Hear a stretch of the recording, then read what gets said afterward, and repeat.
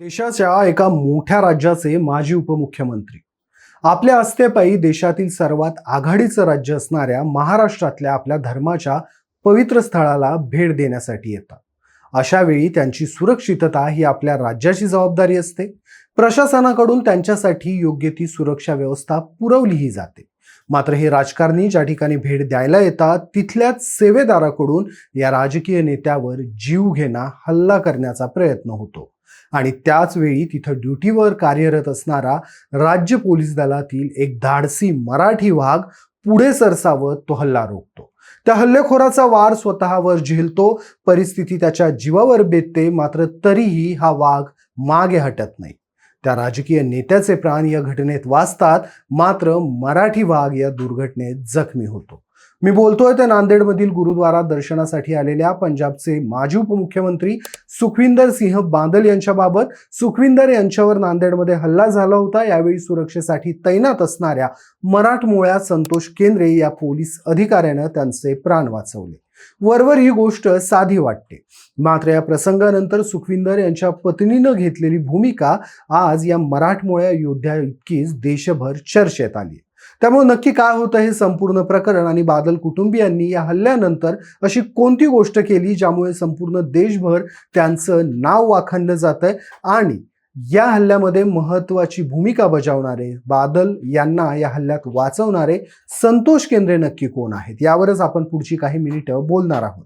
नमस्कार, मी Hivarkar Shashikant. Cut to cut मध्ये तुमचं स्वागत. होता जीवा म्हणून वाचला शिवा ही म्हण आपण शाळेत असताना इतिहासाच्या पुस्तकात कैकदा वाचली असेल. छत्रपती शिवाजी महाराज यांच्यावर झालेला हल्ला जीवानं आपल्यावर झेलत शिवाजी महाराजांचं रक्षण केलं होतं. आता या म्हणीचा हुबेहूब प्रत्यय नांदेडमध्ये आलाय आणि आता कदाचित शीख लोक म्हणत असतील, संतोष होता म्हणून वाचले सुखबीर सिंह. त्याचं झालं असं, पंजाबचे माजी उपमुख्यमंत्री राहिलेले सुखबीर सिंह हे नांदेडमध्ये 12 ऑगस्टला दाखल झाले. 13 ऑगस्टला त्यांच्या कार्यक्रमात मालटेकडी, हिराघाट आणि मातासाहेब गुरुद्वारा इथं दर्शन घेण्याचा समावेश होता. 13 ऑगस्ट रोजी ते ठरल्याप्रमाणे गुरुद्वारात दर्शन घ्यायला गेले. तिथून पायऱ्यांवरून खाली येत असताना तिथंच सेवेदार म्हणून कार्यरत असणाऱ्या जसपाल सिंह तेजा यानं लपवून ठेवलेली कृपान बाहेर काढली आणि बादल यांच्या दिशेनं हल्ला केला. पोलिसांनी त्याला तात्काळ ताब्यात घेतलं. त्यावेळी तिथं सुरक्षेसाठी उपस्थित असणारे पोलीस अधिकारी संतोष केंद्रे यांनी विजेच्या वेगानं कार्यवाही करत यावेळी हल्लेखोराला अडवत बादल यांचे प्राण वाचवले. यामुळे बादल यांना किरकोळ दुखापत झाली. तिथंच संतोष केंद्रे यांच्या उजव्या तळ हाताला गंभीर दुखापत झाली. यामुळे संतोष केंद्रे यांच्यावर महाराष्ट्रासहित देशभरातून कौतुकाचा वर्षाव होतोय. संतोष केंद्रे यांचा जन्म लातूर जिल्ह्यातल्या जळकोट तालुक्यातल्या कुणकी गावातला. इथल्या सर्वसामान्य कुटुंबात त्यांचा जन्म झाला. घरची परिस्थिती पाहत शिकत असताना जर आपण चांगलं शिक्षण घेतलं तरच आपल्या आणि आपल्या कुटुंबियांचं जीवन सुखकारक होईल ही गोष्ट त्यांनी ओळखली होती. म्हणूनच परिस्थितीवर मात करत कठोर मेहनत करून अभ्यास करत संतोष केंद्रे हे 2001 ला हिंगोली पोलीस दलात कॉन्स्टेबल म्हणून भरती झाले. पण संतोष यांना माहिती होतं आपला प्रवास आपल्याला इथंच थांबवायचा नाहीये. सेवेत असताना आपली ड्युटी सांभाळतानाच त्यांनी अभ्यास चालू ठेवला. पुढे 2009 मध्ये ते राज्य लोकसेवा आयोगामार्फत PSI ची परीक्षा उत्तीर्ण झाले. 2009 ते 10 मध्ये त्यांनी पोलीस उपनिरीक्षक पदाचं ट्रेनिंग पूर्ण केलं. त्यानंतर त्यांना पहिली पोस्टिंग मिळाली ती 2010 मध्ये नागपूर शहर पोलीस दलात. त्यांच्या कामाचा आवाका आणि जिद्द पाहून पुढे त्यांची निवड दहशतवाद विरोधी कारवायांसाठी अत्यंत उच्च प्रशिक्षित समजल्या जाणाऱ्या फोर्स 1 या महाराष्ट्राच्या विशेष दलात झाली. त्यानंतर ते मुंबईत रुजू झाले. पुढे 2023 ला केंद्रेंना पदोन्नती मिळाली. ते पोलीस उपनिरीक्षक पदावरून पोलीस निरीक्षक झाले. सध्या ते नांदेडमध्ये विशेष सुरक्षा दलात पोलीस निरीक्षक म्हणून कार्यरत आहेत. विशेष सुरक्षा दलात कार्यरत असतानाच त्यांची पोस्टिंग आता सरकारतर्फे सुखबीर सिंह बादल यांच्या दौऱ्यासाठी केली गेलेली आणि याच दरम्यान सुखबीर सिंह यांच्यावर प्राणघातक हल्ला झाला, जो संतोष केंद्रे यांनी स्वतःवर झेलला. यानंतर जो एक प्रसंग घडला त्यानं संपूर्ण देशाचंच लक्ष वेधून घेतलं. सुखबीर सिंह यांच्या पत्नी आणि अकाली दलाच्या खासदार असणाऱ्या हरसिमरत कौर यांनी दवाखान्यात जाऊन आपला स्वतःचा जीव धोक्यात घालणाऱ्या या मराठी वाघाची भेट घेतली आणि अत्यंत विनम्रतेनं विचारलं, मला तुमच्यासाठी काहीतरी करायचंय. यावर संतोष केंद्रे यांनी दिलेलं उत्तर तितकं चर्चेत आलंय. अगदी नम्रतेनं हात जोडून त्यांनी हरसिमरत कौर यांच्या मदतीसाठी नकार दिला.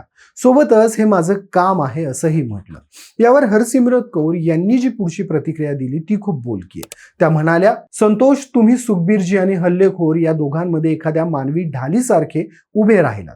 त्यांच्या संरक्षणासाठी जीव धोक्यात घातलात. युनिफॉर्म घालण्याचा अर्थ काय असतो ते तुम्ही दाखवून दिलं. स्वतःपेक्षा कर्तव्याला प्राधान्य दिलं. बादल कुटुंब कृतज्ञतेनं तुमच्या समोर नतमस्तक आहे. तुमचं हे शौर्य कधीच विसरले जाणार नाही. वाहेगुरु तुम्हाला लवकर बरे होण्यासाठी आशीर्वाद देऊ. तिथं ज्यांच्यावर हल्ला झाला त्या सुखबीरसिंह बांदल यांच्यावर देखील हा झालेला हल्ला गेल्या 20 महिन्यातला दुसरा हल्ला आहे. 2024 मध्ये देखील गुरुद्वारात गेलेले असताना त्यांच्यावर हल्ला झालेला. बादल यांनी नांदेडमधील या घटनेत स्वतःचा जीव धोक्यात घालून आपले प्राण वाचवणाऱ्या संतोष केंद्रे यांचे आभार मानले. तिथंच यावर प्रतिक्रिया देताना ते म्हणाले, त्यांनी माझ्यावर 2 वेळा हल्ला केला. दोनही वेळेस पवित्र ठिकाणीच माझ्यावर हल्ला करण्याचा प्रयत्न केला. मी अगदी ठीक आहे. पंजाब आणि देशात शांतता नको असलेल्या अनेक शक्ती कार्यरत आहेत. त्यांना वाटतं शिरोमणी अकाली दल त्यांच्या उद्देशाच्या मार्गातला अडथळा आहे. पण मी ना घाबरलो आहे ना घाबरणार आहे. सर्व काही ईश्वराच्या हातात आहे. मी गुरु गोविंद सिंगजी महाराज यांचा आभार मानतो. जे घटक पूर्वीपासूनच सक्रिय आहेत त्यांनी वर्षभरापूर्वी देखील माझ्यावर जीवघेणा हल्ला करण्याचा प्रयत्न केला आणि आता पुन्हा एकदा तसाच प्रयत्न केला. पंजाबमधल्या परिस्थितीवर ताबा मिळवून तिथली शांतता भंग करणे हा त्यांचा उद्देश आहे. मात्र अकाली दलाचा अध्यक्ष म्हणून मी हे कधीही होऊ देणार नाही. माझ्या वडिलांनीही असं कधीच होऊ दिलं नाही. या घटनेनंतर संतोष केंद्रे यांच्यावर कौतुकाचा वर्षाव होतो. तिथंच या प्रकरणामध्ये हल्ल्याचा प्रयत्न करणारा जसपाल सिंग तेजा सिंग एदल याला सध्या पोलिसांनी ताब्यात घेतलंय आणि पुढची चौकशी सुरू केली. त्यानं आपण निहंग पंथाचं असल्याचं सांगितल्याचं बोललं जातंय. गेल्या 2-1 वर्षापूर्वी जसपाल सेवेकरू म्हणून नांदेडमध्ये दाखल झाला आणि तेव्हापासून तिथंच राहतोय. त्याचं कुटुंब मात्र सध्या पुण्यात आहे. तुर्तास आपण इथेच थांबूयात. मात्र संतोष यांच्या या धाडसाबद्दल तुम्हाला काय वाटतं मला कमेंट्समध्ये आवर्जून सांगा. सोबतच या शूरवीर निधड्या मराठी वाघाची योग्य ती दखल घेऊन त्यांचा सन्मान सरकारनं करावं असं तुम्हाला वाटतं का हे देखील मला कळवायला विसरू नका. या व्हिडिओला लाईक करून तुमच्या पोलीस मित्राला आवर्जून शेअर करा. धन्यवाद.